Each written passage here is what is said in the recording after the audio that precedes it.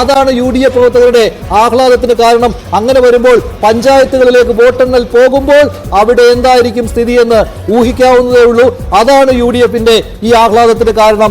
ഓരോ ബൂത്തിലെയും ഫലമറിയുമ്പോൾ അവിടെ കയ്യടിയോടെ വരവേൽക്കുകയാണ് UDFന്റെ പ്രവർത്തകർ. എന്തായാലും BJP മുന്നിൽ എന്നുള്ളത് ശരിയാണ്. പക്ഷേ പാലക്കാടിന്റെ രാഷ്ട്രീയം അറിയുന്നവർക്ക് കൃത്യമായിട്ട് മനസ്സിലാകും ഈ മുന്നേറ്റം പോരാ അവിടെ ജയിച്ചു കയറുവാൻ.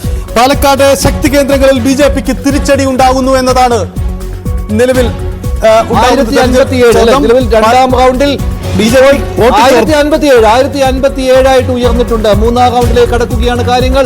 1057 ആയിട്ട് ലീഡ് കൂടി. എല്ലാ റൗണ്ടിലും BJP പിന്നിൽ പോകില്ല. പാലക്കാട് നഗരസഭ അങ്ങനെയാണ് അതിന്റെ സ്വഭാവം. ലീഡ് തിരിച്ചു പിടിക്കാൻ കഴിയും. 4-5 റൗണ്ട് വരാനിരിക്കുന്നതേ ഉള്ളൂ. അവിടെയാണ് C കൃഷ്ണകുമാറിന്റെ ആത്മവിശ്വാസം. 1057. പക്ഷെ കഴിഞ്ഞ തവണ ഈ സമയത്ത് 3038 വോട്ടിന്റെ ലീഡ് ശ്രീധരൻ ഉണ്ടായിരുന്നു. അതായത് 2000-ഓളം വോട്ടുകൾ കുറവാണ് ലീഡിന്റെ കാര്യത്തിൽ കൃഷ്ണകുമാറും ശ്രീധരനും തമ്മിലുള്ള വ്യത്യാസം.